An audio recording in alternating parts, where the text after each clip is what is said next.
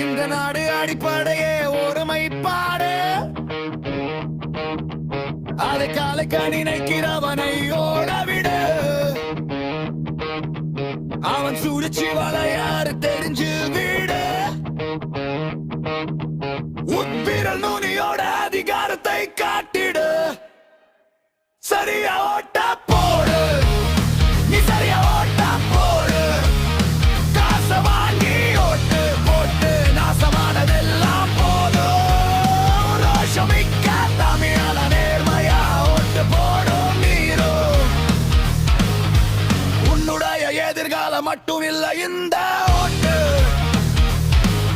உன் பிள்ளையோட எதிர்காலமும் இதே ஓட்டு. இது உன் தேசம், இது உன் உரிமை. ஓட்டு போடுறது தான் உன்னோட பெருமை. மறந்துடாதே, மறந்தும் இருந்துடாதே.